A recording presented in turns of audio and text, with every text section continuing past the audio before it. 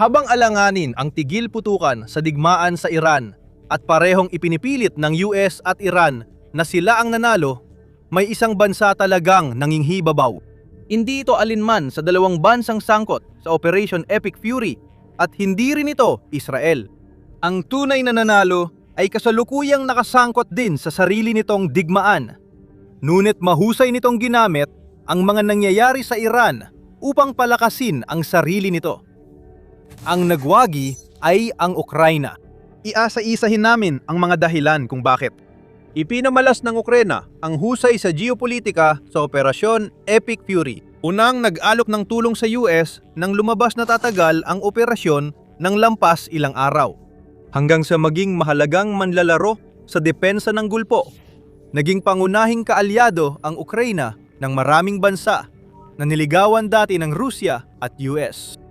Iyon ang dahilan kung bakit ang Ukraina ang malaking panalo sa Iran at marami sa mga nakikita natin ngayon ay maaring iugnay pabalik sa mismong labanan ng Ukraina at sa kahinaan ng Rusya na palaging nakikita sa Ukraina.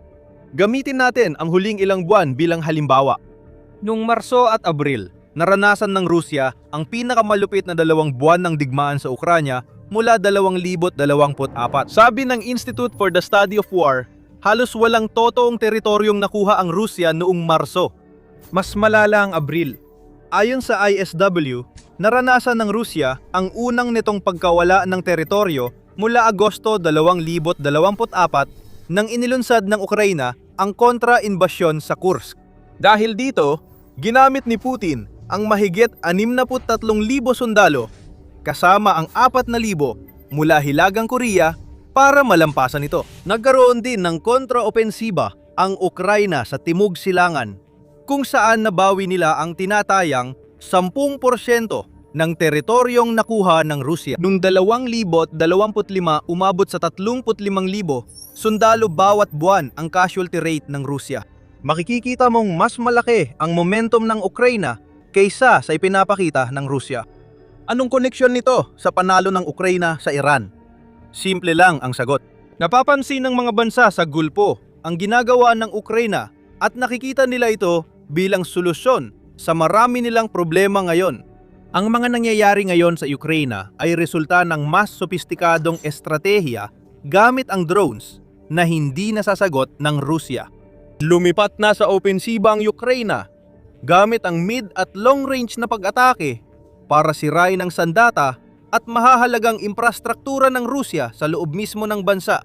Particular na tinarget ang langis ng Rusya, tulad ng pag-atake ng Ukraina sa mga export hub nito sa Baltic Sea, na nagpahinto sa halos 40% ng export ng langis ng Rusya. Pero ang pinakamahalagang pag-unlad ay nangyari sa depensa. Dahil ilang taon nang gumagawa ang Ukraina ng mga drone na kayang kontrahin ang mga long-range na sandata na inilulunsad ng Rusya papasok sa kanilang teritoryo. Pinakamahalaga sa mga sandatang yon ang Shahid type na drone ng Rusya na may kaugnayan sa Iran. May Shahid drone lang ang Rusya dahil ibinigay ito ng Iran. Direktang nagbibigay ang rehimen ng Iran ng mga Shahid sa Rusya mula 2022. Pinayagan din itong gamitin ng Rusya ang teknolohiya para gumawa ng sariling Shahid, mga sandatang nilalabanan ngayon ng Ukraine. Mas mahalaga, sa konteksto ng Ukraine, bilang nagwagi sa digmaan sa Iran, ginagamit din ng Iran ang mga drone na Shahid para sa biglaang pag-atake sa ibang bansa sa Gulpo. Kailangan ng mga bansa sa Gulpo ng tulong sa depensa at Ukraine ang makakatulong dito sa mga nakaraang buwan. Dahil sa paggamit ng Ukraine ng interceptor drones, naging pangunahing eksperto sila sa mundo sa paglaban sa mga Shahid. Noong Marso, sinabi ng Ukraine na halos 70% na ang kanilang interception rate laban sa Russian at Iranian drones dahil sa pagdevelop ng murang interceptor drones na nagpalit sa mahal na interceptor missiles kontra Shahid. Iyan ang kakayahang gustong paunlarin ng mga bansa sa Gulpo. At alam nilang kailangan nilang pumunta sa pinagmulan para makuha ang subok sa labanan na bersyon ng lalong nagiging sapin-saping depensa sa himpapawid ng Ukraine. Dito nagiging seryoso ang usapan para sa Russia. Ang pag-angat ng Ukraine sa depensa ng Gulpo ay nagpabago sa dati nating pananaw sa geopolitics bago ang digmaan sa Iran. Alamin natin kung bakit at tatalakayin muna natin ang ilang kasunduan. Ang tagumpay ng Ukraine laban sa Shahid drones ng Russia ay nagakit ng mga bansa sa gitnang silangan na gustong gamitin ang teknolohiya ng Ukraine laban sa parehong drone na ginagamit ng Iran. Unang, panalo ito ng Ukraine at mahusay nila itong napakinabangan. Hindi nagtagal, matapos magsimula ang Operation Epic Fury, naglakbay si Pangulong Volodymyr Zelensky ng Ukraine sa gitnang silangan. Tinawag ng Atlantic Council ang biyahe na isang masterclass sa diplomasya sa gitna ng digmaan. At tama sila. Pinatunayan ng paglalakbay na lumalakas ang geopolitical na impluwensya ng Ukraine. Ang katotohanang binibigyan pa ng pansin ng mga bansa sa Gulpo si Zelensky ay nagpapakita na tumaas na ang profile militar ng Ukraine hanggang sa punto na kahit ang mga bansang libo-libong milya ang layo ay napipilitang mapansin ito. Pero hindi lang ito tungkol kay Zelensky na makaharap ang pinakamakapangyarihang leader sa Gulpo. Ibinibenta ni Zelensky ang kagamitan ng Ukraine at tuwang-tuwa ang ilang bansang inatake ng Iran na bumili. Umuwi ang presidente ng Ukraine mula sa Gulpo na may 3 kasunduan sa depensa, kasama ang pagbibigay ng drone at air defense knowledge sa ilang malalaking bansa. Ang bawat kasunduang iyon ay para sa 10 taon at nilagdaan kasama ang Qatar, Saudi Arabia at United Arab Emirates. Mabilis na tinupad ng Ukraine ang kanilang bahagi ng kasunduan. Pagsapit ng kalagitnaan ng Marso, nagpadala na ang Ukraine ng mahigit 200 sa kanilang mga military experts sa Gulf upang tulungan ang kanilang mga bagong kapartner na magtayo ng kanilang mga bagong air defense network. Pagkalipas ng 1 buwan, sinabi ni Zelensky na ang mga eksperto ay hindi lang nagbibigay ng payo sa bagong kaalyado. Aktibo silang gumagamit ng interceptor drones para sirain ang mga Shahid na pinakawalan ng Iran laban sa mga karatig bansa sa Gulf. Ito ay nakamamatay na drone diplomacy, kaya naging malaking panalo ang Ukraine sa digmaan kontra Iran. Lahat ng ito ay nangangahulugan ng 2 bagay para sa Ukraine. Una, nagpapahiwatig ito ng isang napakalaking pagbabago kung paano tinitingnan ang Ukraine sa pandaigdigang entablado. Nung unang bahagi ng pananakop, nakita ng marami ang Ukraine bilang matapang at nangangailangan ng malaking tulong mula kanluran para mabuhay laban sa Russia. Ang Ukraine ay isang tumatanggap, hindi tagapagbigay ng mga armas. Hindi tama na sabihing hindi na tumatanggap ang Ukraine dahil tatanggapin pa rin nito nang malugod ang anumang tulong na maaari nitong makuha. Ngunit nagbago na ang bansa pagdating sa depensa. Isa na itong lehitimong katuwang ng maraming bansa na tumutulong dito. At sa kaso ng Gulpo, naging tagapagtustos na ito. Nagiging mahalagang tagapagluwas ng armas ang Ukraine dahil sa kakayahan nitong gumawa ng murang drone na kasing epektibo o higit pa sa mamahaling produkto ng ibang bansa. Pangalawa, at marahil mas mahalaga pa, ang mga kasunduang ito sa Gulpo ay nangangahulugan ng higit pa kaysa sa simpleng pagbuo ng Ukraine ng ilang bagong relasyon. Kinilala na ang Ukraine ay naging kailangan sa isang reyon na dati wala itong presensya kahit ilang buwan lang ang nakalipas. Bago ang digmaan sa Iran, ang mga bansa tulad ng Saudi Arabia at United Arab Emirates ay hindi naman tumitingin sa Ukraine bilang isang katuwang sa depensa. Bakit nga ba nila gagawin yon? Marami ng kagamitang militar ang 2 bansa at walang dahilan para isipin na kakailanganin nilang makipag-partner sa Ukraine. Binago ng Operation Epic Fury at ng tugong Shahid Laden na inudyok nito mula sa rehimeng Iranian na nagwawala laban sa kung sino-sino at kung ano-ano ang lahat ng yon. Ang simpatya ng mga estado sa Gulpo para sa Ukraine laban sa Russia ay naging pantutulungan ng mapagtanto nilang kailangan nila ang Ukraine. Ayon kay Maria Zolkina, isang mananaliksik sa hidwaan. Noong 2026 umangat ang interes sa Ukraine nang maipakita nito ang dagdag na halaga na tumugma sa kagustuhan ng mga bansa sa Gulpo na magkaroon ng iba pang mga katuwang sa seguridad. Ayon kay Zolkina sa The New Voice of Ukraine. Binanggit din niya na ang Ukraine ay naging sentro ng pagbuo ng mga solusyon para sa mga bagong teknolohiya na maaaring gamitin laban sa pinakamakabagong banta sa militar. Magandang punto yan. Hindi lang dahil gusto nitong tumulong kaya lumalakas ang papel ng Ukraine sa geopolitika ng Gulpo. Ang lahat ng ibinibigay ngayon sa bagong kasunduan sa depensa ay nasubok na sa labanan at napatunayang epektibo. Ang digmaan sa Ukraine ay naging mas epektibong testing ground kaysa alinmang laboratorio. Pragmatismo ang nang inibabaw sa lahat. Kung hindi ito gumagana, hindi ito gagawin at hindi rin ito iaalok sa mga posibleng katuwang. Ang dahilan kung bakit tinalakay natin ng husto ang tagumpay ng Ukraine sa larangan ng labanan ay dahil ang mga tagumpay na ito ang nagpapatunay sa bisa nito. Ang iniaalok ng Ukraine sa Gulpo ay epektibo. Makikita natin dito ang di inaasahang malaking pagbabago para kay Putin.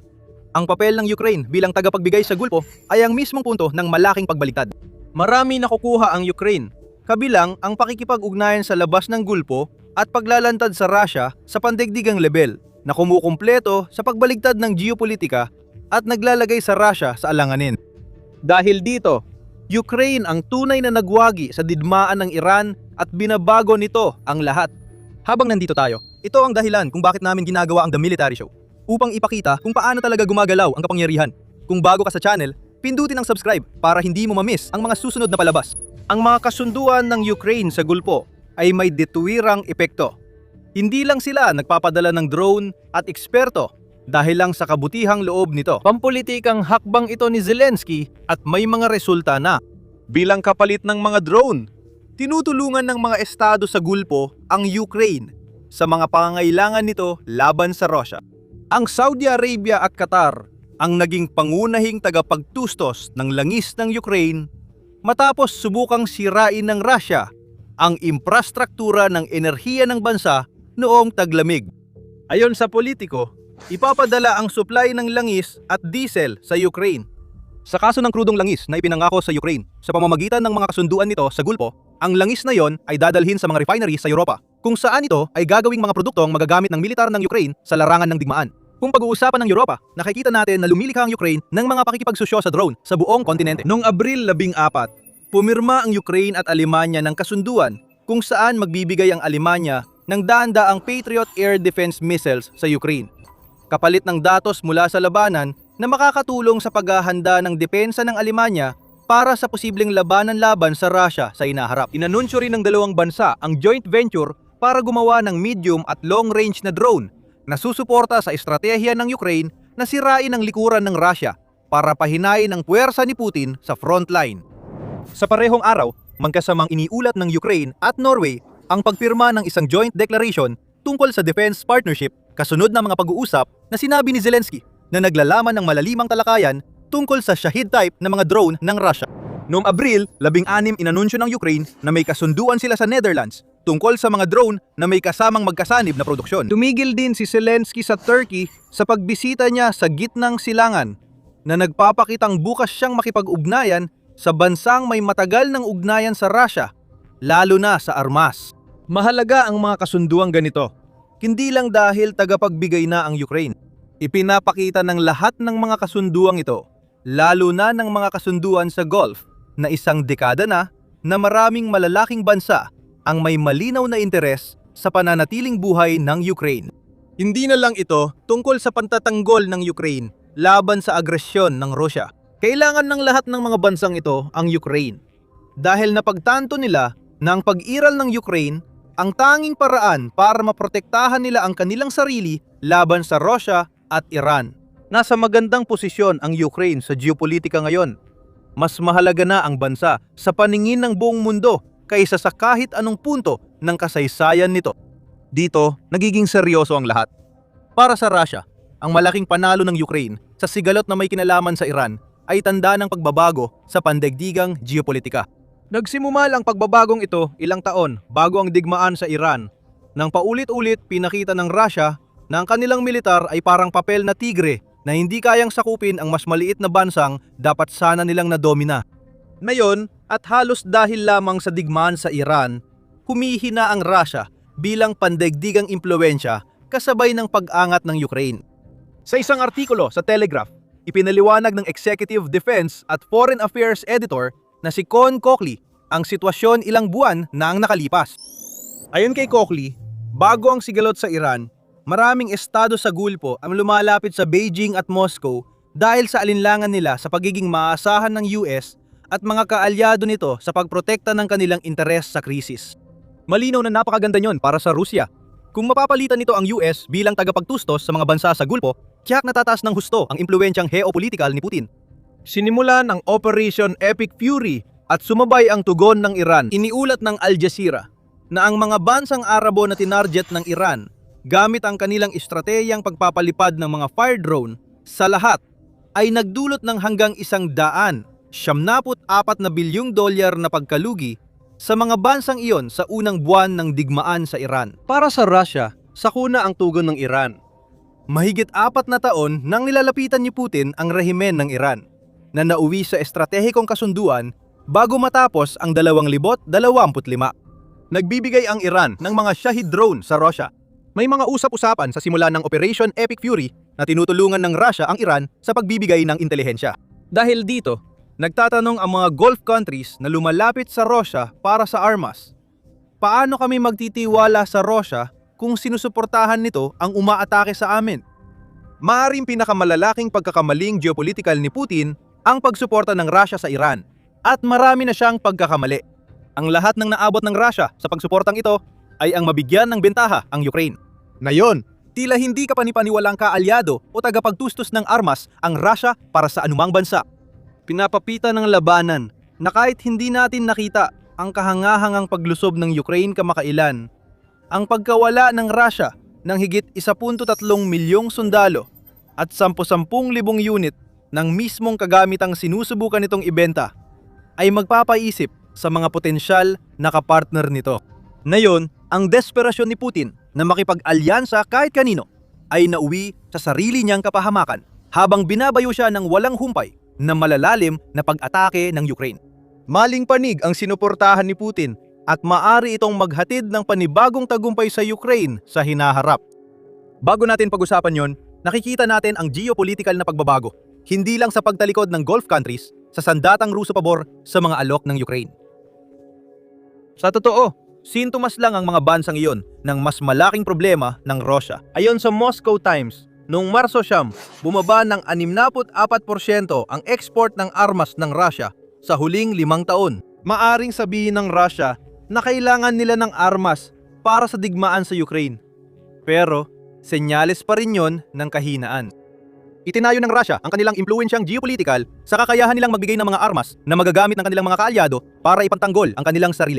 Kahit pa ang pagbaba ng benta ay dahil sa nangyayari sa Ukraine, pinapatunayan lang nito na hindi epektibo ang mga armas ng Russia laban sa pinagsamang kagamitan ng kanluran at sariling gawa ng Ukraine na ginagamit nila sa labanan.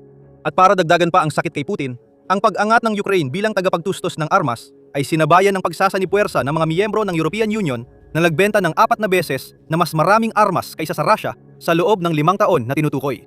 Nakikita ba natin ang pag-angat ng isang makapangyarihang bansa habang bumabagsak naman ang isa sa mismong harap ng ating mga mata? Marahil sa pangmatagalan, ngunit sa ngayon, may isa pang panalo ang Ukraine mula sa sitwasyon sa Iran.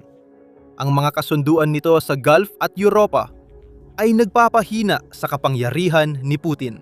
Hindi na kayang gamitin ng Russia ang enerhiya ng Ukraine bilang panakot, lalo na kung tinutulungan ito ng mga Gulf na bansa. Dahil sa pag-atake ng Ukraine sa oil export infrastructure ng Russia, nahihirapan si Putin gamitin ang enerhiya ng bansa para makakuha ng kakampi. Ang mga pag-atake ay lalong nagpapabagsak sa ekonomiya ng Russia na nakatutok na lang sa isang digmaang hindi nila kayang mapanalo. Ang mga panloob at pandaigdigang kabiguan ay problema para kay Putin sa negosasyon ng kapayapaan sa Ukraine. Paulit-ulit na lang ang lumang kwento ni Putin. Matatalo na ang Ukraine, kaya dapat na silang sumuko bago lumala ang sitwasyon. Ngayon, marami ng sagot ang Ukraine.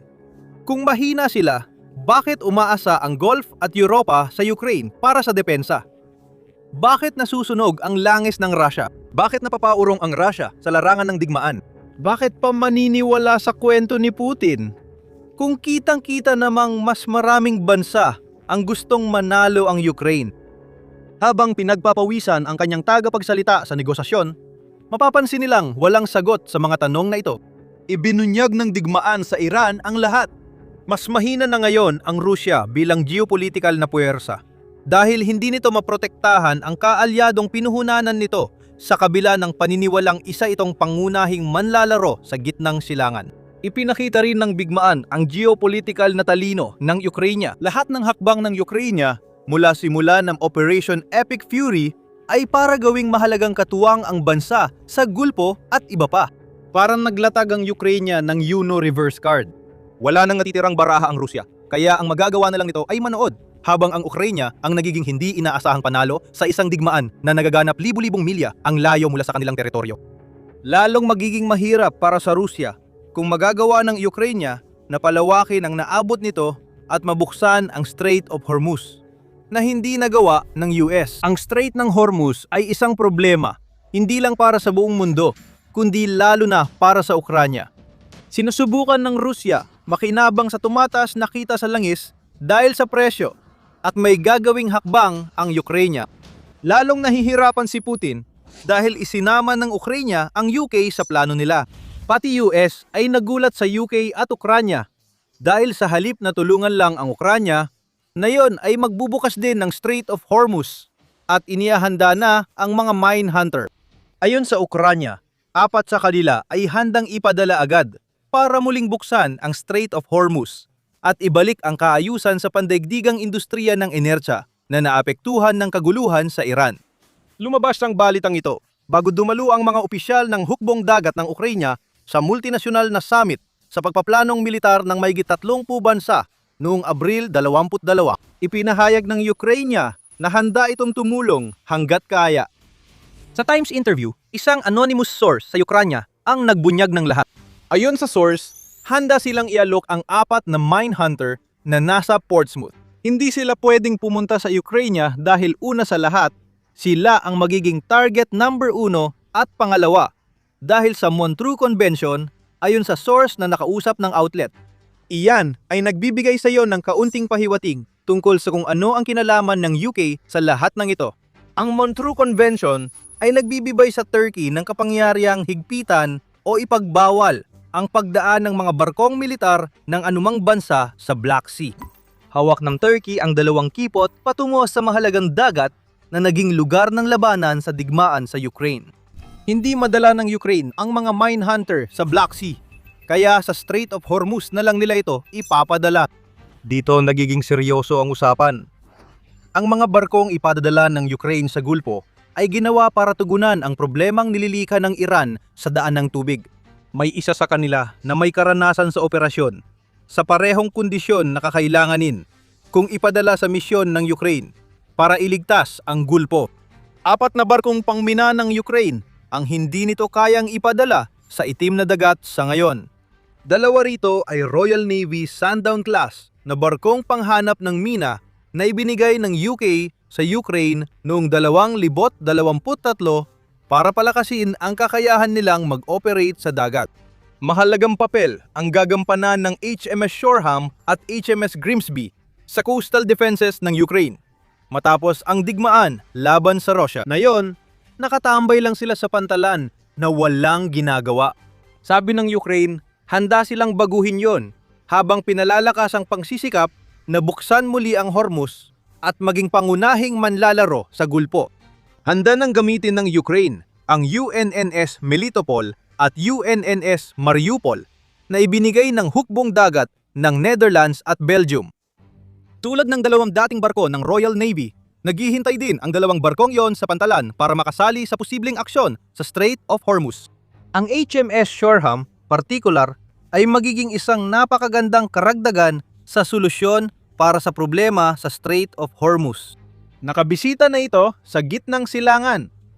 Noong 2018, nag-deploy ang mine hunter doon ng 3 taon para tiyakin ang kaligtasan ng mga shipping lane ng mga barkong pangkalakal. Ang HMS Shoreham ang nag-asikaso ng mga minang malalim sa tubig gamit ang espesyal nitong sonar na kayang tanggalin at ibaba sa dagat. Ang HMS Grimsby ay kabilang sa parehong klase ng mine hunter, kaya malamang may ganitong kakayahan din ito. Makikita natin dito ang simula ng papel ng UK. Halata ang dahilan. 2 sa mga barkong ipadadala ng Ukraine sa Gulpo ay mula sa Royal Navy. Mas malalim pa ron. Ang 2 barkong yon at iba pang mine hunter ng Ukraine ay kasalukuyang nakadaong sa UK. Ang UNNS Melitopol at Mariupol ay pinamumunuan ng mga Ukrainian na marinero at nagsanay kasama ang Royal Navy habang hinihintay ang deployment sa Strait of Hormuz. May koordinasyon dito. Hindi lang basta binigay ng UK ang mga barko sa Ukraine. Sinisiguro rin nilang magagamit ito ng Ukraine. Kaya kapag handa na ang Ukraine magpadala ng 4 na mine hunter sa Strait of Hormuz, tiyak nilang handa ang mga barko at tripulante ayon sa UK. Kasama ang UK, malamang na ang pagpapadala ng 4 na Mindhunter ng Ukraine ay bahagi ng UK at France na magbubukas muli sa Strait of Hormuz. Dahil doon nagkaroon ng pagpupulong noong Abril 22. Nagpulong ang mga leader mula 30 bansa para talakayin kung anong kagamitang militar ang ilalaan sa gulpo upang mabuksan muli ang Strait of Hormuz. Ayon kay UK Prime Minister Sir Keir Starmer, anumang misyon ay ganap na mapayapa at para sa depensa lamang. Sa 30 bansa ang Ukraine ang unang naghayag ng kanilang intensyon kahit bago pa man naganap ang pagpupulong.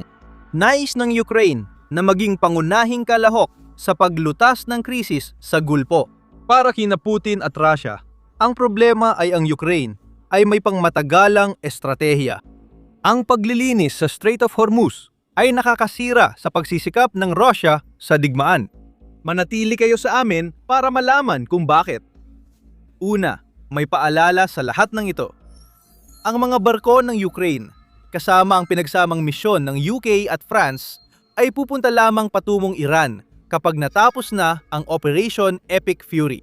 Ayaw ng UK at France magpadala ng barko sa Strait of Hormuz dahil posibleng magpatuloy ang digmaan sa Iran. Malaki ang panganib sa mga tripulante ng barko dahil maaari silang madamay sa gulo ng US, Israel at Iran. Mukhang nais ng lahat ng bansang kasali na mag-ingat sa posibleng interpretasyon ng kanilang kilos na baka magmukhang sumusuporta sila sa US sa digmaan. Hindi maglalayag ang mga Mindhunter hanggat di tapos ang labanan sa Iran. Tungkol naman sa kung kailan yon mangyayari, sabihin na lang natin na hindi pa tiyak ang lahat. Matatapos na ang tigil putukan ng US at Iran kasabay ng pakikipagpulong ng Ukraine sa mahigit 30 bansa para panatilihing bukas ang Strait of Hormuz. Mukhang nagbago na yon ngayon. Noong Abril 21, iniulat ng Reuters na pinalawig ng US nang walang hanggan ang tigil putukan para bigyang panahon ang negosasyon nila ng Iran ukol sa posibleng kasunduan sa kapayapaan na maaaring tapusin ang Operation Epic Fury. Mukhang hindi umuusad ang usapang pangkapayapaan na yon. Noong Abril 25, iniulat ng PBS na tila nabigo ang pinakahuling pag-uusap ng US at Iran. Umalis na ang pangunahing diplomat ng Iran sa Pakistan at sinabi ni Pangulong Donald Trump na hindi niya pinapunta ang mga sugo ng US sa Islamabad. Ayon kay Trump, sayang lang ang pagpapadala ng sugo sa ibang bansa dahil kailangan lang ng Iran na tumawag. Sinabi ng Iranian Foreign Minister Abbas Araghchi na hindi maganda ang takbo ng pag-uusap. Ibinahagi ng Iran ang posisyon nito ukol sa balangkas ng pagwawakas ng digmaan. Ayon kay Araghchi, wala pa silang nakikitang patunay ng US na seryoso sa diplomasya. Sa ngayon, mas mukhang malamang na muling magsisimulang bumagsak ang mga bomba kaysa magkasundo ang US at Iran sa kahit anong kasunduan. Sa ngayon, kailangan munang maghintay ang mga Mindhunter ng Ukraine at ang misyon sa Strait of Hormuz. Pero gaya ng madalas mangyari, mabilis magbago ang sitwasyon sa Iran. Kaya hindi natin alam ang nangyayari sa likod ng eksena. Kung mangyari yon at pumunta ang mga barko ng Ukraine sa gulpo, marami silang aayusin na problema at malaking dagok ito kay Putin. Binababago nito ang lahat at ginagawang mahalaga ang mga Mindhunter ng Ukraine sa digmaan kontra Russia. Pero bago yan, nanonood kayo ng The Military Show. Kung di ka pa subscribe, na yon na ang oras para pindutin ang button. Magsisimula tayo sa mga mina ng Iran. Kahit magkasundo ang US at Iran na alisin ang blockade sa Strait of Hormuz, problema pa rin ang mga minang inilagay ng Iran sa karagatan. Ilan kaya sa mga barkong pangkalakalan ang magiging handang maglayag kung hindi nila alam kung natanggal na ang mga minang iyon? Lumitindi ang problema dahil tila di na matandaan ng Iran kung saan nila nilagay ang mga mina. Ayon sa New York Times noong Abril 10, sinabi ng Iran na nakalimutan nila kaya hindi nila nasunod ang utos ng US na linisin ang Strait of Hormuz para magpatuloy ang tigil putukan.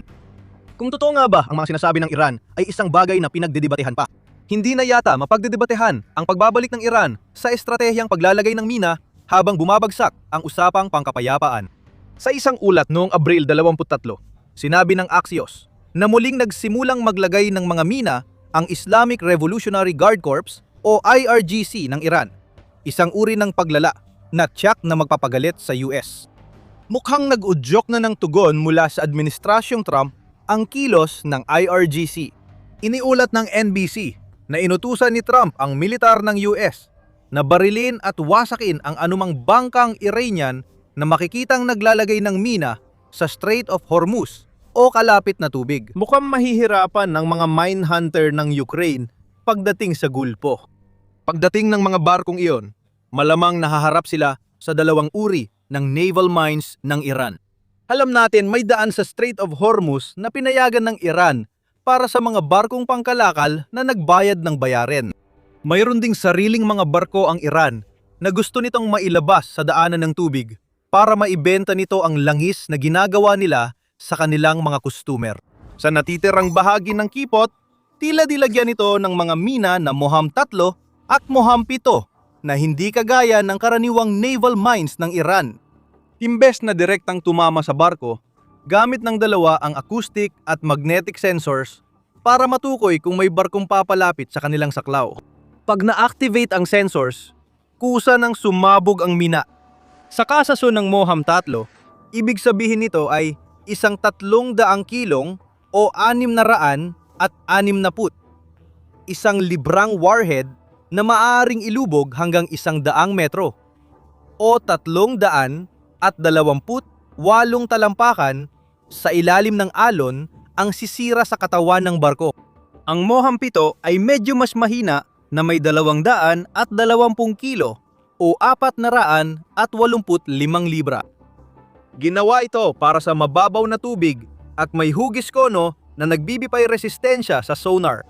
Delikado ang dalawa at kahit may pinsala ang Navy ng Iran, ayon sa Guardian, 80% siyam na put% ng maliliit na bangka at barkong naglalagay ng mina ay maaari pa ring gamitin ng Iran para lagyan ng mina ang Strait of Hormuz. Malinaw na mahalaga ang pagpapadala ng mga mine hunter ng Ukraine sa Gulpo para sa komersyal na pagpapadala. Kailangan sila, kasama ng iba pang bahagi ng pinagsamang misyon na kanilang sasalihan.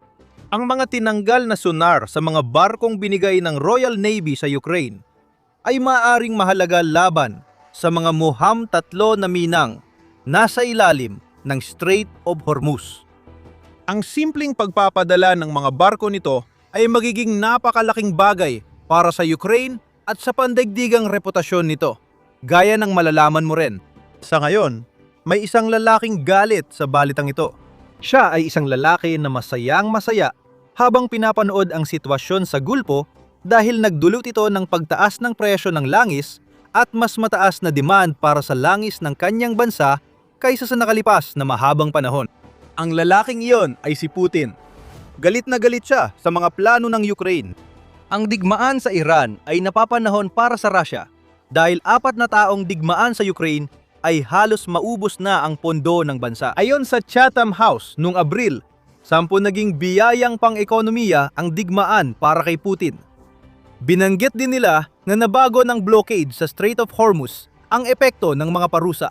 Ibinaba ng Group of 7 ang price cap ng langis ng Russia sa 46 bawat bariles. Nagsimimula ang cap at mas mahigpit na aksyon laban sa mga shadow fleet tanker ng Russia noong unang bahagi ng 2026.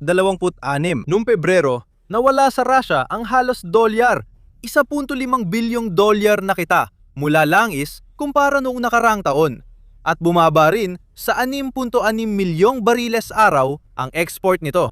Pagkatapos, nagsimula ang Operasyon Epic Fury. Ang naging resulta ng pagharang ng Iran sa Strait of Hormuz ay nagdulot ng pagtaas ng presyo ng isang bariles ng langis.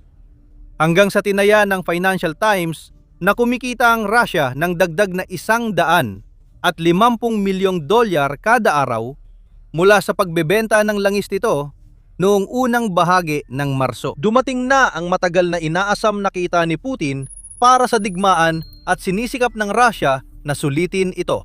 Pinapapahirapan ng Ukraine ang Russia sa tuloy-tuloy na pag-atake sa mRNA sentro ng export ng langis na malaki ang epekto sa kitaan ng Russia. Simple lang, habang mas matagal sarado ang Strait of Hormuz, mas nakikinabang ang bentahan ng langis ng Russia. Ngayon, kailangang harapin ni Putin ang papel ng Ukraine sa Strait of Hormuz. Kahit tapos na ang blockade, umaasa pa rin ang presidente ng Russia na makikinabang siya sa krisis sa enerhiya dahil sa mga minang inilagay ng Iran. Hindi tutulong ang Iran na alisin ang mga minang iyon. Sa pagsali ng Ukraine sa pagsisikap na gawin ito, mas mapapabilis ng kaunti ang pagiging ligtas ng Strait of Hormuz kaysa kung hindi sila sumali. Bababa ang presyo ng langis at hindi magtatagal, babalik ang Russia sa dati nitong kalagayan pagsapit ng 2026. Magagalit din si Putin sa simbolikong mensahe ng aksyon ng Ukraine laban sa Russia. Hindi nagamit ng Ukraine ang Mindhunter nila sa Black Sea. Sinisiguro ng Turkey ito. Ngunit dahil sa pagbabawal nila sa mga warship sa kontroladong kipot, hindi rin mapalitan ng Russia ang humihinang Black Sea Fleet. Nawalan na ng halos 1/4 ng mga barko ang fleet na yon at napilitan nitong umatras mula sa punong himpilan nito sa Crimea. Lahat ng ito ay dahil nakahanap ang Ukraine ng mga paraan para sirain ito nang hindi nangangailangan ng tradisyonal na mga barko. Ang mga missile, drone at mga walang taong sasakyang pandagat ang naging dahilan kung bakit halos hindi na mahalaga ang fleet ng Russia sa Black Sea. Sa pagpapadala ng Mindhunter sa Iran, pinapakita ng Ukraine kay Putin na hindi nila kailangan ang mga iyon sa mahalagang bahagi ng tubig para sa digmaan. Hindi mahalaga ang desisyon ng Turkey. Maaring pahinain ng Ukraine ang pagsisikap pandigma ng Russia sa pamamagitan ng pagpapadala ng mga Mindhunter nito libo-libong milya ang layo, gamit ang kakayahang hindi inasahan ni Putin na magkakaroon ng Ukraine noong sinimulan niya ang kanyang pananako. Hindi na kailangan ng barko sa Black Sea para gawing inutil ang fleet ni Putin. May lakas pandagat ang Ukraine na magagamit kahit saan. Diyan tayo dadalhin sa ibig sabihin ng hakbang ng Ukraine para sa kanila. Hindi pwedeng baliwalain ang ginagawa ng Ukraine at ibang bansa sa Europa. Ang Ukraine ay lumilipat mula sa pagiging tumatanggap ng tulong tungo sa pagiging makapangyarihang bansang kayang makipagtulungan sa mga kaalyado para magkaroon ng epekto sa mundo. Sa huli, nakabuo ang Russia ng militar na halimaw sa pamamagitan ng espesyal na operasyong militar na inaasahang ilang araw lang. At ginagamit ng Ukraine ang katotohanan yon upang bumuo ng mas malalim na ugnayan sa mga kaalyado nitong Europeo kaysa dati.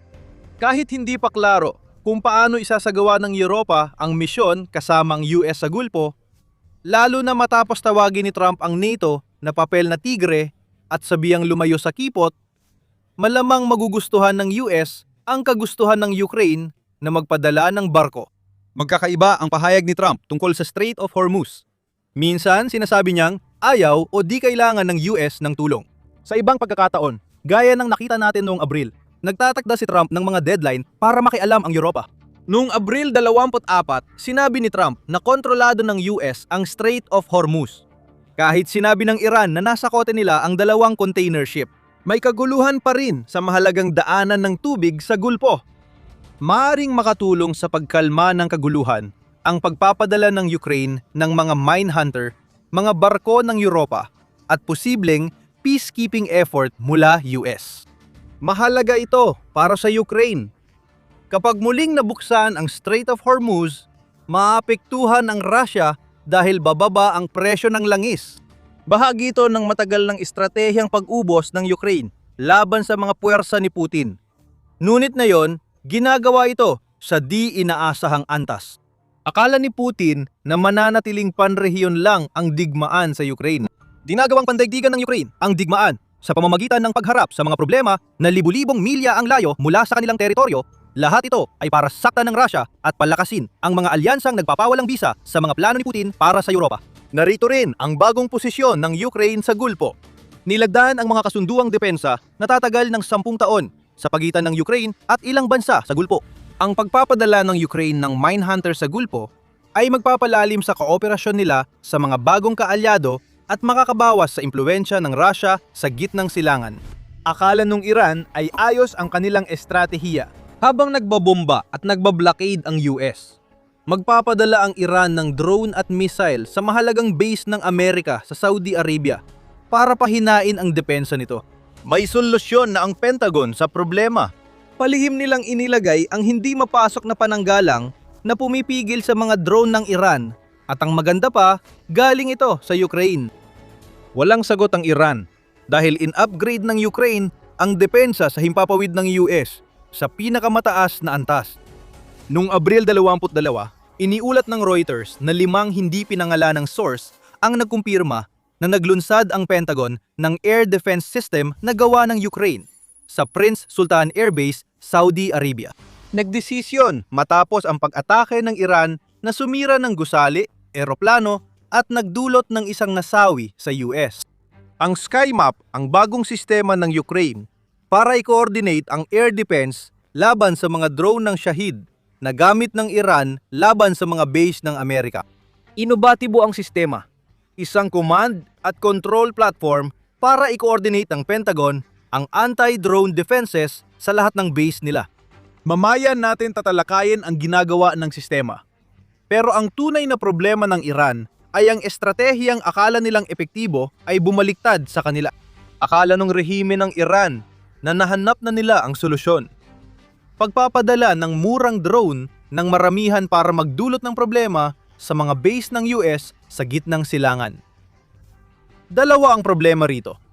Unang-una, ang direktang pinsala. Ang Shahid na tumama sa target ay may pampasabog na kayang sirain ang kagamitan ng US para sa Operation Epic Fury. Kailangan ding isaalang-alang ang gastos sa pagtatanggol laban sa drone attack ng Iran. Ayon sa TRT World, mura lang ang Shahid. Tinatayang $35,000 bawat isa ang gastos ng Iran. At ayon sa ilan, posibleng mas mababa pa ito. Hindi ganoon kamura ang mga uri ng interceptor missiles na ginagamit ng US para labanan ng mga ito. Dahil madali itong humabot ng higit sa $1 million bawat isa. Kahit hindi tumama ang Shahid ng Iran, maaring maubos ang pondo ng Pentagon sa digmaan dahil sa pagpapadala ng mga ito sa US bases. Mula nang simulan ang Operation Epic Fury, palaging target ang Prince Sultan Air Base. Sa katunayan, iniulat ng Euromaidan Press na ang paulit-ulit na pag-atake sa particular na base na ito ang naging dahilan kung bakit pinabilis ng Pentagon ang paggamit ng teknolohiya ng Ukraine sa simula pa lang. Mas malala ang pinsalang dulot ng pag-atake ng Iran sa Prince Sultan kaysa inaasahan ng US. Noong Marso 27, naglunsad ang Iran ng missile at drone attack sa base na nagdulot ng pagkasira ng US Air Force E-3 Sentry Airborne Warning and Control System airframe at ilang aerial platforms tulad ng aerial refueling tanker. Sa pag-atake noong Marso, sugatan ang hindi bababa sa 10 US sundalo, 2 rito ay malubha. Matalinong hakbang ito ng Iran. Ginagamit ng US ang E-3 Sentry para sa pamamahala ng labanan, intelihensya at pagmamanman ng mga target sa Operation Epic Fury. Kung mawala ang mga sentry, mawawalan ng US ng mata sa himpapawid. Ang pag-atake ng Iran sa Prince Sultan Base noong Marso 27 ay sumunod sa naunang pag-atake noong Marso 13 na tumama sa 5 US Air Force refueling planes. Isa itong matalinong hakbang. Kailangan ng US ang kanilang mga aerial tankers sa himpapawid para mapanatiling lumilipad at nagpapaputok ang kanilang mga fighter jet at bomber ng mas matagal. Hindi aksidente na ganitong eroplano ang tinarget ng Iran sa ikalawang pag-atake sa Prince Sultan. Ipinakita rin ng pag-atake noong Marso 13 kay Iran na ang base ay wala ang sapat na antas ng depensa sa himpapawid na kailangan nito para ipagtanggol ang sarili laban sa pinagsamang pag-atake ng mga missile at drone na pinakakawalan ng Iran. Noon, ganoon ang sitwasyon. Hindi na ngayon. Mabilis na tukoy ng US ang ilang kahinaan sa kanilang base sa Saudi. Kung hindi pa nila alam nun, nalaman nila ito nang bumagsak ang mga missile at drone ng Iran sa mga eroplano na nagkakahalaga ng $10 milyong para buuin. Prioridad agad ang pagsasara ng mga butas. Kaya kumilos ang kagawaran ng tanggulang pambansa ng US. Noong Abril, sinabi ng kagawaran ng tanggulang pambansa na naglaan ang Joint Interagency Task Force 401 ng mahigit $600 milyon para sa programang nagpapalakas sa kakayahan ng Amerika laban sa mga banta mula sa unmanned aerial vehicle. Sa $600 milyong na yon, $350 milyong ang naipamahagi na nung unang buwan ng Operation Epic Fury na siya ring panahon kung kailan binabayo ng mga pag-atake ng Iran ang base ng Prince Sultan. Ilalaan ang natirang pera para sa panloob na depensa kontra drone. Dapat itanong, ginamit ba ng US ang bahagi ng 350 milyon para sa Operation Epic Fury para mapasali ang Ukraine sa kanilang alyansa? Kung ginawa man nila, walang umaamin sa US o Ukraine. Lihim pa rin ang pagbuo ng Sky Map. Kaya wala pang opisyal na kumpirmasyon mula sa Reuters maliban sa sinabi ng 5 anonymous source na malapit sa Pentagon. Pwede nating ipalagay na parte ng $350 milyong na ginastos ng Department of Defense ay napunta sa Ukraine. Alam nating malaki ang tulong ng Sky Map sa paglutas ng problemang matematika at sa pagtulton sa US na ipagtanggol ang base nila sa Saudi kontra drone ng Iran. Napakasimple lang. Hindi makatwiran na gumamit ng multi-milyong dolyar na interceptor missiles para pabagsakin ang Shahid drone na nagkakahalaga lang ng $20,035,000. Hindi makatwiran ang $1 milyong na sagot sa tanong na $20,000 lang ang halaga ayon sa Fortune at malinaw kung bakit. Halimbawa, kung magpapadala ang Iran ng 12 drone sa Prince Sultan at $35,000 ang bawat Shahid, aabot sa $420,000 ang gastos nila. Gastos ng US ay $12 milyong kung tig $1 milyon bawat interceptor. Isa itong paraan ng pag-ubos ng pondo ng militar. Ang irony dito, ang bansang tinawag ng US para tumulong sa Prince Sultan ay gumagamit din ng parehong kalkulasyon laban sa Russia. Pinagsagsama ng Ukraine ang karanasan sa labanan at bilis sa paggawa ng bagong teknolohiya, kaya nakabuo ito ng murang epektibong sistema laban sa mga atake ng Rusya. Gumagamit din si Putin ng mga Shahid drone. Nakuha niya ang mga ito mula sa Iran at ngayon ay gumagawa na rin ng Russia ng mga kopya ng mga drone na ito sa loob ng kanilang bansa. Nagsikap ang Ukraine na gumawa ng iba't ibang paraan para labanan ang mga drone na ito at nakabuo sila ng mga interceptor drone na nagkakahalaga lamang ng $1,000 bawat isa. Hindi na mukhang magandang investment ang mga Shahid. Ginawang pangunahing depensa ng Ukraine ang paggamit ng murang medium at long-range na drone para atakihin ang mga ari-arian ng Russia, tulad ng air defense system at oil refinery na nagdudulot ng $1 milyong na pinsala kapalit ng $100,000 na puhunan. Ginadaya ng Iran ang asimetrikong estratehiyang ginagamit na ng Ukraine sa loob ng 4 na taon. Sino pa ba ang mas angkop kaysa sa Ukraine para tumulong sa US na kontrahin ang estratehiyang yon? Yon ang naging konklusyon ng Pentagon sa Prince Sultan Air Base, kaya nag-deploy sila ng Sky Map. Pero ano nga ba ang Sky Map? Ano ang ibig sabihin ng deployment nito? Hindi lang para sa US sa Operation Epic Fury, kundi pati sa Ukraine. Bago sagutin ang dalawang tanong, pinapanood mo ang military show kung saan ipinapakita ang buong larawan, hindi lang headline. Para sa ganitong impormasyon, mag-subscribe sa channel. Hindi basta drone o simpleng sandata ang Sky Map na ibinibigay ng Ukraine sa US. Mas higit pa ito. Ilang taon nang ginagamit ng militar ng Ukraine ang Sky Map bilang command at control platform laban sa banta ng Russia sa himpapawid. Ang Sky Fortress na itinatag ng mga Ukrainian engineer noong 2022 na konektado sa militar ay nasa tamang posisyon para bumuo ng sistemang tumutugon sa espesipikong pangangailangan ng Ukraine. Hindi na kailangan hulaan ang gagawin ng sistema. May problema ang Ukraine sa drone at missile ng Russia, kaya ginawa ang Sky Map para lutasin ito. Ngayon, ang Sky Map ay malaking sistemang ginagamit sa buong Ukraine. Kinukuha nito ang input mula sa acoustic sensors, radars at live video feed ng Ukrainian drones papunta sa isang digital interface na nagpapakita ng real-time na larawan ng labanan sa himpapawid. Ang dami ng datos na natatanggap ng Sky Map ang susi para mapabilis ng Ukraine ang pagtugon sa anumang airstrike na sinusubukan ng Russia. Hindi lang yon, tinutukoy din ng Sky Map ang mga papalapit na proyektil. Importante ito sa pamamahala ng kagamitan. Ayaw ng Ukraine mag-aksaya ng air defense missile sa Shahid drone. Mas gusto nilang gamitin ito laban sa ballistic missile ng Russia. Ayaw rin nilang magpadala ng murang interceptor drone laban sa paparating na missile. Sa pamamagitan ng Sky Map, maaring matukoy ng Ukraine ang paparating na banta at mabilis na makapili kung paano ito haharapin.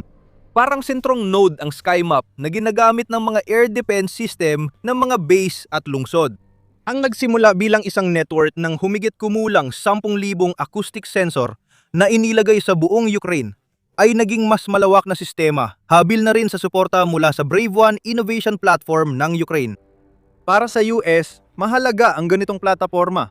Hindi naman ibig sabihin na walang sariling command at control system ang Amerika na nakaset up sa Prince Sultan. Ayon sa Reuters, may nakaset up ng Forward Area Air Defense (FAD) platform ang US. Binuo ng Northrop Grumman noong dekada 90, minomonitor din ng platform ang mga banta. Maaring ipaliwanag ng edad nito kung bakit gusto ng upgrade ng Pentagon. Kaya ng FAD system mag-detect ng drone.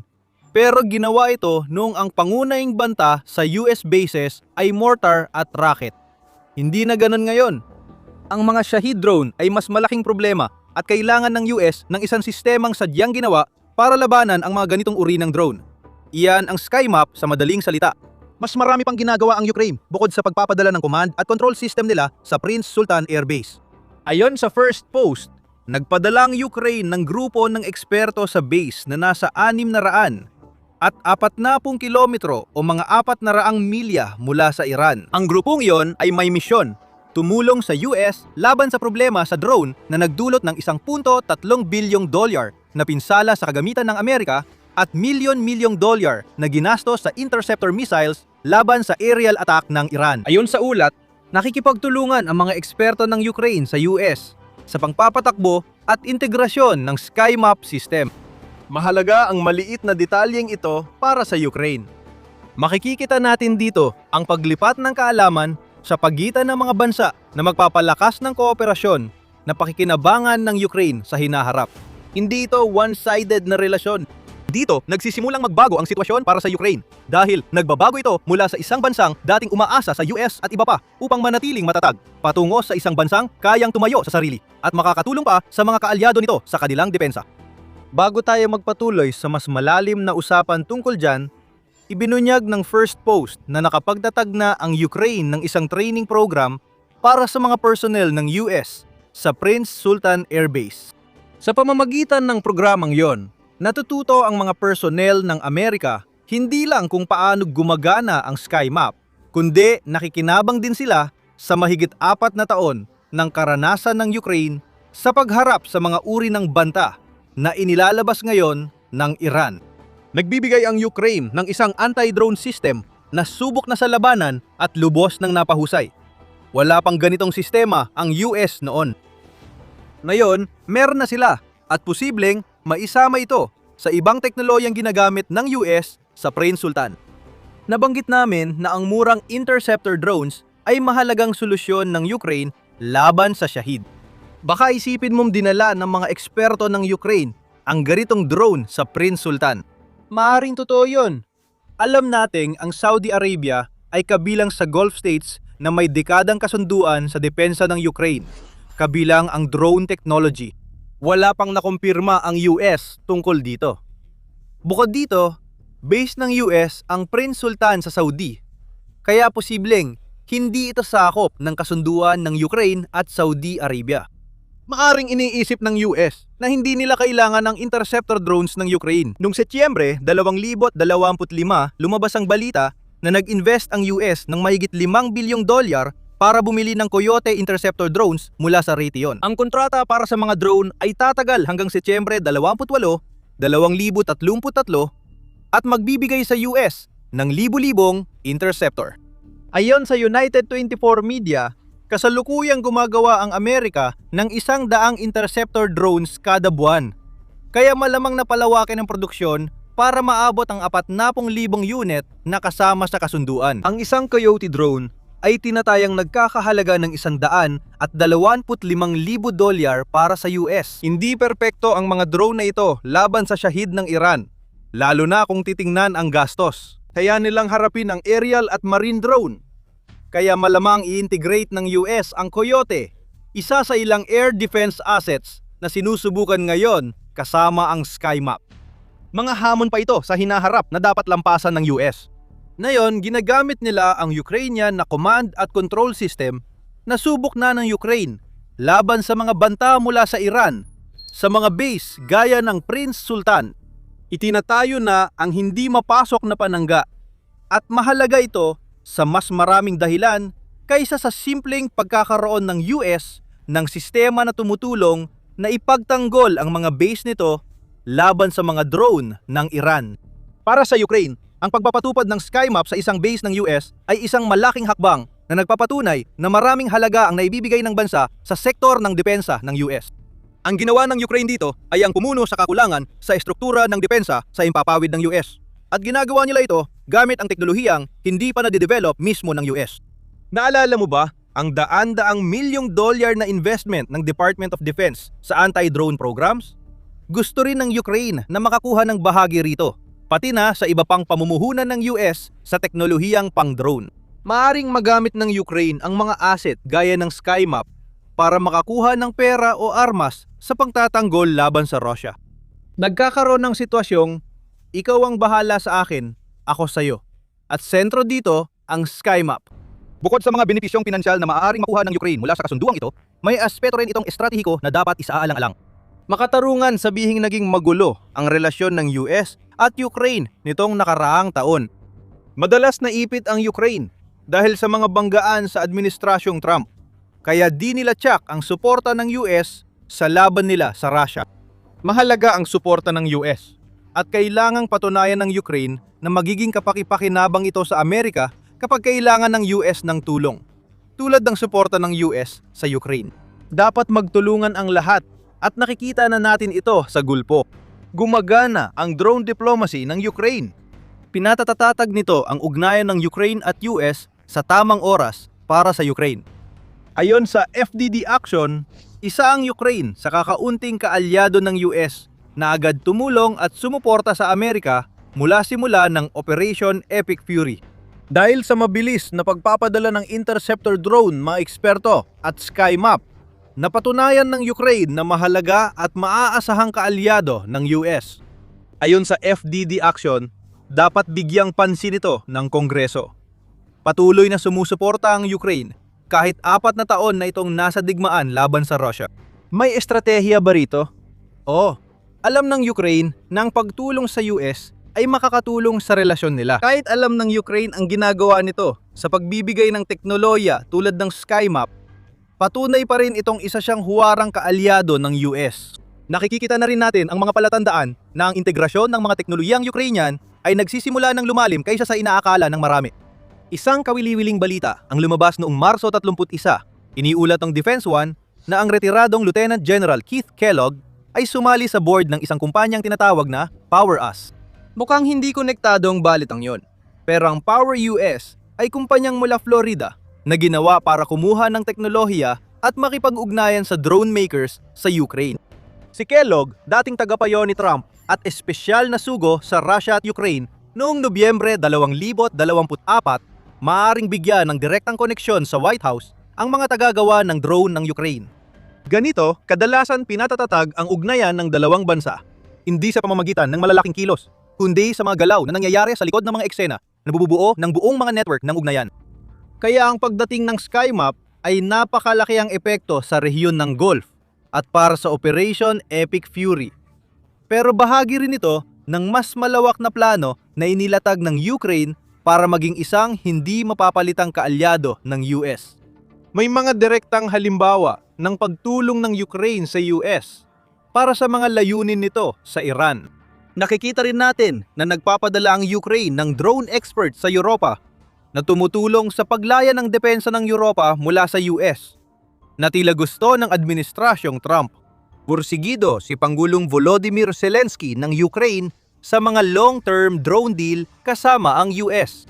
Ang SkyMap ay may misyon na hanapin at sirain ang Iranian Shahid sa Prince Sultan Air Base, habang ang Ukraine ay layuning palakasin ang ugnayan sa mga kaalyado nito. Lumilipad na sa Gulpo ang interceptor drone ng Ukraine. Ngunit nagbigay pahiwatig si Pangulong Volodymyr Zelensky. May paparating pa at hindi rin handa ang US. Naghahanda ang Ukraine na may ilalabas sa Strait of Hormuz. Blockade? Ano yun? Hindi mapipigilan ng Iran ang paparating dahil pinalalakas ng Ukraine ang paghahatid ng bagay na ayaw makita ng Iran sa kanilang mahalagang daluyan ng tubig. Sa Security Summit sa Strait of Hormuz, sinabi ni Zelensky ang mga salitang nais marinig ng mga bansa sa Gulpo. At kung magkakaroon tayo ng kasunduan tungkol sa drone sa mga bansa sa gitnang silangan, kasama na rito ang ating mga sea drone. Kaya lahat posible. Pwede kaming sumali sa depensa o tumulong sa convoy, ayon kay Zelensky sa mga delegado. Mabilis na pinatunayan ni Zelensky na mula sa bansang umaasa sa iba para labanan ang digmaan ng agresyon ng Russia, naging makapangyarihang bansang militar ang Ukraine na kayanang tumulong sa iba sa oras ng kanilang pangangailangan. Nagpadala ang Ukraine ng mahigit 200 drone experts sa gitnang silangan upang tulungan ang mga estado ng Gulpo na matutunan kung paano harangin ang mga drone laban sa mga pag-atake ng Shahid ng Iran. Ayon kay Zelensky, ang mga eksperto ring yun ang sumisira sa mga Shahid ng Iran. Makikita natin na mas mataas na antas ito. Lumilipad na ang mga interceptor. Ngayon, dumarating na ang naval drone at malalaman mong kaya nilang higit pa sa pagsira ng mga barkong ipinapadala ng Iran sa Strait of Hormuz. Nagbigay ng malaking pahiwatig si Zelensky sa isang online security summit bilang paghahanda sa susunod na summit ng UK sa London. Kasama sa summit ang 35 bansa at tatalakayin kung paano kikilos ang kolektibong kanluran maliban ang US para tiyakin ang seguridad ng Strait of Hormuz matapos ang Operation Epic Fury. Sabi ni UK Prime Minister Sir Keir Starmer, tatalakayin sa nalalapit na summit ang mga diplomatikong at pampulitikang hakbang para maibalik ang kalayaan sa paglalayag, masiguro ang kaligtasan ng mga barko at marino, at mapanatili ang pagdaloy ng mahahalagang kalakal. Para sa Ukraine, ito'y pagkakataon. Kakatapos lang ipaliwanag ni Zelensky ang plano ng bansa niyang maging pangunahing manlalaro sa Gulpo. Binanggit ng Pangulo ng Ukraine ng mga kasunduang dekada na sa Gulpo na magpapahintulot sa seaborne drone ng Ukraine sa Strait of Hormuz. Ramdam ng mga strait ang epekto ng Operation Epic Fury at blockade sa Strait of Hormuz sa kanilang bulsa.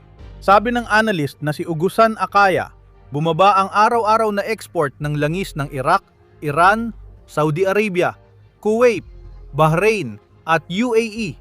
Mula 12.3 milyon naging 7.8 milyong bariles pagdating ng katapusan ng Marso. Ayon sa AA outlet, maaring lumampa sa 50 bilyong dolyar ang kabuuang gastos ng mga bansang ito mula sa nawalang kita sa langis at gas at pinsalang dulot ng missile at Shahid drone ng Iran pag natapos ang digmaan. Kailangan ng mga bansa sa Gulpo ng kaalyado para protektahan ang barko at infrastruktura laban sa Iran drones. Sumali na ang Ukraine.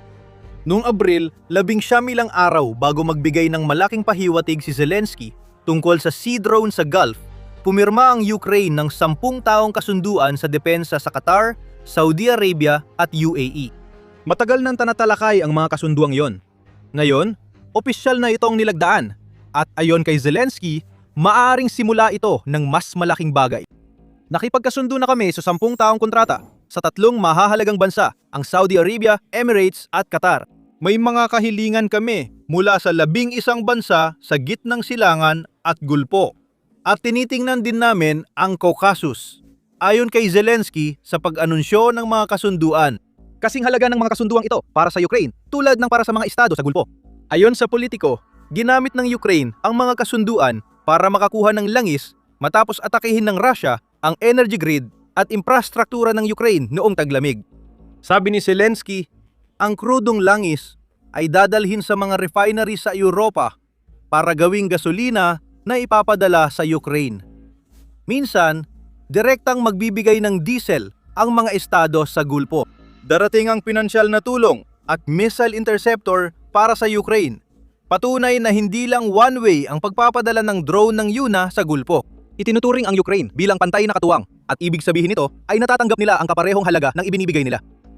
Hindi natin dapat balewalain ang ibig sabihin ng bagong impormasyon mula kay Zelensky para sa posisyon ng Ukraine sa mga kanluraning katuwang nito. Sinabi ng Pangulo ng Ukraine sa mga tumutulong sa bansa laban sa agresyon ng Russia na handa na silang tumulong. Mukhang sabik ang UK na makita ang naval drone ng Ukraine sa Strait of Hormuz. Sinabi ni Starmer na pandaigdigang responsibilidad ang pagbubukas muli ng Strait of Hormuz bago ang virtual na kumperensya kung saan nagbigay pahiwatig si Zelensky. Ayon kay Starmer, dapat tiyakin ang seguridad ng komersyal na barko at suportahan ang pag-aalis ng mga mina upang maibalik ang pandigdigang katatagan at seguridad. Kasama sa pagpapatibay ng kapanatagan ng komersyal na barko, ang pagprotekta sa mga sibilyang sasakyang pandagat laban sa posibleng pag-atake ng Iranian Shahid at mabilisang bangka. Perpekto ang naval drone ng Ukraine para doon. Kinilala ng UK ang katotohanan yan at sinabi na nila na maaring gumanap ang Ukraine ng mahalagang papel sa muling pagbubukas ng Strait of Hormuz. Hindi lang ito limitado sa pagbibigay ng naval drone at interceptor. May karanasan ang Ukraine sa mga blockade, lalo na sa tinangkang ipatupad ng Russia sa Food Security Corridor sa Black Sea. Kinakaharap ng Ukraine ang mga barkong pandigma ng Russia sa Black Sea Fleet. Hindi gaya ng mga drone at mabilis na bangka ng Iran sa Strait of Hormuz. Maraming sandatang ginamit nila. Kabilang ang naval drone na papuntang Gulf, ang naging susi sa pagtanggal ng blockade na iyon. May plano na ang Ukraine at may karanasan na sila sa totoong labanan na nagpapakitang epektibo ang kanilang mga drone sa Gulf. Handa na ang drone ng Ukraine. Maaring may hadlang na kailangang lampasan ng bansa. Nabanggit namin na hindi opisyal kasali ang US sa komperensyang inianunsyo ni Zelensky. Maaring maraming dahilan para doon, pero isa na rito ay maaring naniniwala ang US na mayroon itong sariling solusyon para sa Strait of Hormuz. Gumanti ang Amerika sa blockade ng Iran at pagtanggi ng rehimen sa negosasyon sa pamamagitan ng sariling blockade. Dahil dito, ang pagbibitiw ni Zelensky ng mga pahiwatig na kagaya ng ginawa niya ay magiging kasing laking gulat para sa US, tulad ng sa rehimen ng Iran na gustong mangibabaw sa Hormuz gamit ang kanilang asymmetric na taktika. Habang ginagawa ang video, nagpapatuloy ang blockade ng US. Noong Abril 20, sinabi ni Pangulong Donald Trump ng US na hindi aalisin ang blockade hanggat walang kasunduan sa Iran. Mukhang kontento siya sa epekto nito. Sa post noong Abril 20 sa Truth Social, sinabi ni Trump na winawasak ng US blockade ang Iran at nagkakahalaga ito ng $500 milyong bawat araw sa rehimen ng Iran. Mukhang malabo pa ring magkasundo ang US at Iran para wakasan ang US blockade. Patuloy ang pag-uusap pero abala pa rin ang dalawang bansa sa pagbabanta sa isa't isa. Noong Abril 20, sinabi ng Iran na gaganti matapos kumpiskahin ng US ang kargamentong barko ng Iran isang araw bago iyon. Ipinahayag ni Trump na magsisimula ng atakihin ng US ang mga sibilyang infrastruktura sa Iran kung mabibigo ang mga susunod na negosasyon. Habang ang Iran naman ay malayo pa sa kasiguraduhan kung dadaluman lang sa pinakabagong pag-uusap sa Pakistan. Hindi pa rin matatag ang sitwasyon sa Strait of Hormuz. Dapat ding itanong, matutuwa ba ang US kung papasok ang mga pandagat na drone ng Ukraine sa daan ng tubig? Mahirap sagutin yan. Noong Marso 5, halos isang linggo mula simula ng Operation Epic Fury, sinabi ni Zelensky na humingi ang US ng tulong sa Ukraine laban sa mga Shahid drone ng Iran. Ayon sa presidente ng Ukraine, handa silang ipagpalit ang kanilang mga interceptor drone at kadalubasaan para sa Patriot Air Defenses mula US. Noon bukas si Trump sa tulong na ito. Sinabi niyang tatanggap siya ng tulong mula sa anumang bansa matapos ang pahayag ni Zelensky. Matapos ang 11 araw, iniulat ng Independent na tinanggihan ng US ang alok ng Ukraine na tumuhong gamit ang drone tech. Gaya ng madalas mangyari, hindi talaga alam ng Ukraine kung ano talaga ang katayuan nito sa US. Bumabalik tayo sa pahiwatig ni Zelensky. Kung ayaw ng US ng tulong ng Ukraine sa Strait of Hormuz, hindi magbabago ang Ukraine at iiwasan ka pa. Iyan ang dahilan ng mga kasunduang pangdepensa sa loob ng isang dekada ng Ukraine sa mga bansa sa Gulf. Ginagawa nitong tagapagtustos ng sandata ang sarili para sa mga bansang apektado ng kilos ng Amerika at Iran sa Strait of Hormuz. Balikan natin ang sandata. Lumilipad na ang interceptor drone ng Ukraine sa Gulf at naghahanda silang maghatid ng naval drone sa mga bagong kasosyo ron. Talaga bang magdudulot ng malaking pagbabago ang mga drone sa Strait of Hormuz na maaring tuluyang wakasan ang blockade? Bago natin sagutin ang tanong na yan, isang mabilis na paalala na pinapanood mo ang Military Show. Kung hindi ka pa nakakapag-subscribe, ngayon na ang tamang panahon bago natin talakayin kung ano nga ba talaga ang kayang gawin ng sea drones ng Ukraine. Ngayon, alam na natin ang mga pangunahing kaalaman tungkol sa sea drones. Ang mga unmanned surface vessel na ito ay kinokontrol mula sa malayo at kayang maghatid ng malalakas na warhead sa mga barko. Matagal nang ginagamit ng Ukraine ang kanilang naval drones sa Black Sea para dito. Pero hindi tumitigil ang Ukraine. Patuloy itong nag-i-innovate at ang ilang mga bagong pag-unlad sa larangan ng sea drone ay nagdala sa mga sandatang ito mula sa pagiging dagdag na kakayahan lang sa Strait of Hormuz tungo sa pagiging potensyal na sandata na maaaring magwakas ng blockade na magagamit ng mga bansa sa Gulf at ng mga kanluraning bansa na gustong muling buksan ang daanan ng tubig. Una, bumalik tayo sa Marso, 17 sa petsang yon. Iniulat ng militarni ang isang kahangahangang tagumpay na ginawa ng isa sa mga Magura V-Pitot drone ng Ukraine. Ang tagumpay na ito ay hindi pa isina sa publiko hanggang sa puntong ito. Nangyari talaga ito noong Setyembre 2025 lang sumali ang Ukraine sa mga ehersisyo ng NATO REPMUS at Dynamic Messenger na ginanap sa baybayin ng Portugal. Kasama sa ehersisyo ang Blues, NATO at Reds na gumagamit ng Magura V-Pitot drones ng Ukraine para labanan ang mga barkong pandigma ng NATO sa wargame na senaryo. May 5 senaryong ginawa para sa wargame. Sa lahat, natalo ng Reds ang Blues. Para magawa ito, gumamit ang Reds ng iba't ibang bersyon ng Magura V-Pitot naval drone na inangkop para magsilbi sa particular na layunin sa bawat ehersisyo. May Magura na may reconnaissance gear para tulungan ang Reds sa paggabay ng trapiko sa baybayin ng Portugal. Nilagyan ng Ukraine ng machine gun ang drone nila para barilin ang mga banta sa tubig. Pinakamalaking tagumpay ng Magura ngayon ay ang simuladong paglubog ng kahit isang NATO frigate. Ayon sa mga patakaran ng war games, itinuturing na panalo kung ang isa sa mga drone ng Ukraine ay nagawang mag-lock sa isang target, tulad ng radar system ng isang barko, nang hindi natutuklasan ng mga kalaban. Paulit-ulit na nagtagumpay ang Magura. Ito ang naval drone na ipapadala sa Gulpo, kaya dapat mag-alala ang Iran. Ang Magura V-Pitot ay nandyan na simula 2025.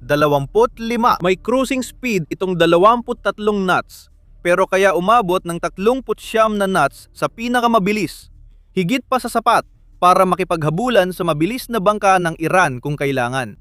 Ang karaniwang drone ay kayang manatili sa dagat ng 48 oras at may saklaw na 800 nautical miles. Pinakakinakabahala para sa Iran, ang Magura V-Pitot ay kayang magdala ng 600 at 50 kilo o mahigit 1,000 at 400 libra na kargamento. Alam natin kaya nitong palubugin ang NATO frigate sa war games. Para sa mas maliliit na bangka na sinusubukan ng Iran na gamitin para duminahin ang Strait of Hormuz, ang ganitong kalakas na pampasabog ay parang hatol sa kamatayan. Maaring kumuha ng sea drone ang mga bansa sa Gulpo laban sa Navy ng Iran. Pero paano naman ang mga Shahed drone ng Iran? Ang mga drone ay lumilipad sa Strait of Hormuz, tinatarget ang komersyal na barko at hinahadlangan ang mga bansa sa Gulpo na maipadala ang kanilang langis at kargamento sa ibang mga bansa. Nagbigay na ang Ukraine ng sagot sa mga Shahed gamit ang interceptor drones nila. Gayunpaman, pinakamabisa ang mga drone na yon kapag ipinagtatanggol ang mga hindi gumagalaw na target na nasa teritoryo ng bansang gumagamit sa kanila. Hindi nakatigil ang mga komersyal na barko. Pero hindi ibig sabihin na walang silbi ang sea drone ng Ukraine laban sa banta ng Shahed ng Iran sa Strait of Hormuz. Noong Abril, 19 inanunsyo ng militarni na unang beses gumamit ang Ukraine ng naval drone carrier para harangin ang Russian Shahed drone. Sa operasyong ito, ginamit ng Ukraine ang naval drone bilang mothership ng aerial drones na inilunsad mula mismo sa sea drone papunta sa himpapawid. Hindi pa isiniwalat ng Ukraine kung alin sa kanilang mga naval drone ang ginamit nila para sa operasyong ito. Noong Marso, may ulat na in-upgrade ng Ukraine ang ilang Magura drone para makadala at makalunsad ng interceptor drone. Malaking pahiwatig yon. Naglabas pa ang Ukraine ng video ng kanilang unang tagumpay sa mundo. Ipinapakita sa video ang isa sa mga interceptor ng Ukraine na mabilis na lumilipad sa himpapawid. matapos itong pakawalan mula sa deck ng isang naval drone. Lumipat ang view sa footage ng interceptor habang nilalapitan ang Russian Shahid drone. Sumunod ang static. Direktang tinamaan ng drone. Sa isang iglap, pinatunayan ng Ukraine ang mas pinalawak nitong kakayahan laban sa aerial drone threats. Hindi na bago para sa Ukraine ang konsepto ng pagpapalipad ng mga aerial drone mula sa isang naval drone.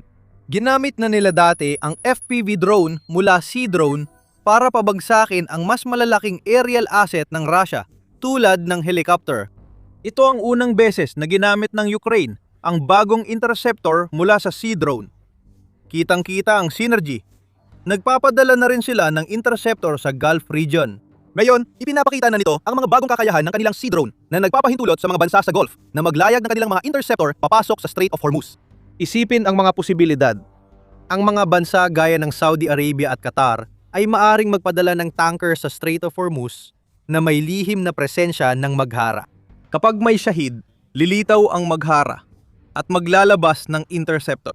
At kung may mabilis na bangka na susubok na sumabat, maaring paputukan ito ng Maghara gamit ang isang machine gun o kung kinakailangan, wasakin ang bangka gamit ang malakas nitong pampasabog. Huwag din nating kalimutan ang nagawa noon ng mga naval drone ng Ukraine. Isa ang mga drone sa pangunahing dahilan ng pagkawala ng isang katlo ng Black Sea Fleet ng Russia pagsapit ng Marso 2024. Ang mga naval drone kasama ng mga missile at aerial drone ay matinding tinatamaan ang mga barkong pandigma ng Russia kaya napilitan silang umatras mula sa Crimea.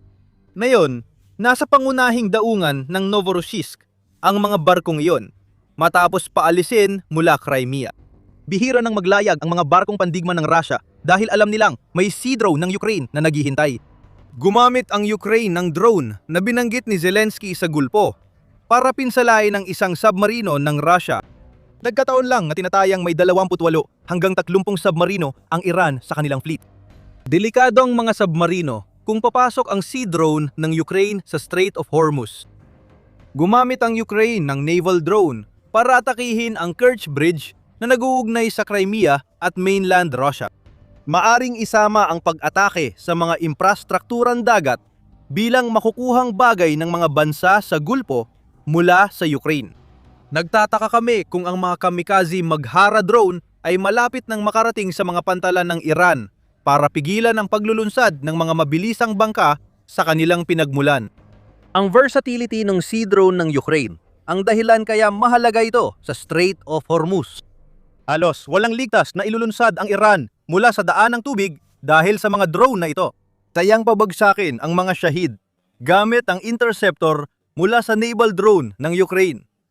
Anumang sasakyang pandagat na ipadala ng Iran sa Strait of Hormuz, mula mabilis na bangka, barkong pandigma hanggang submarino ay nanganganib. Kayang tamaan ng mga drone ng Ukraine ang lahat ng iyon. At dahil mahigit 200 eksperto sa drone ng Ukraine ang nakatalaga na sa reyon ng Gulf, matututuhan at magagamit ng mga bagong kaalyado ng Ukraine ang mga bagong drone nito batay sa blueprint na napatunayang epektibo laban sa Russia. Para naman sa Ukraine, isa itong malaking hakbang patungo sa pagiging makapangyarihang manlalaro sa rehiyon ng Gulf kapag dumating na ang kanilang mga Sea Drone. Kaya tuloy na ang pagbabago sa Ukraine. Nung sinalakay ng Russia noong Pebrero 2020, umaasa pa ang militar ng Ukraine sa mga kagamitan mula Soviet era. Gayunpaman, nakaligtas sila at natulungan ng suporta mula sa kanluran sa mga sumunod na taon. Ngayon, mas malaki na ang Ukraine kaysa dati. Nangungguna ang bansa sa pagdevelop ng drone at may solusyon para muling buksan ang Strait of Hormuz na kailangan ng mga bansa sa Gulpo. Malapit nang gamitin ng Ukraine ang naval drone sa lugar na ayaw ng Iran. Walang magagawa ang rehimen sa paparating. Dagdag lang ang bagong hakbang ng Ukraine sa mga nauna nitong aksyon sa Strait of Hormuz. Nabanggit na natin ang tungkol sa interceptor drones at mga 10 taong kasunduan sa video na ito. Ngayon, alamin kung paano ginagamit ng Ukraine ang malawak nitong karanasan sa pakikitungo sa Rusya upang gawing isa ang sarili nito sa pinakamahalagang kaalyado na magkakaroon ang mga bansa sa Gulpo. Panurin ang aming video na tumatalakay kung paano bumubuo ang Ukraine ng mga hindi inaasahang alyansa at kung ano ang ibig sabihin nito para sa Rusya. At kung nagustuhan mo ang video na ito, huwag kalimutang mag-subscribe sa The Military Show para hindi mo mamiss ang aming mga balita tungkol sa pinakabagong kaganapan sa Ukraine at sa Gulpo. Maraming salamat sa panonood!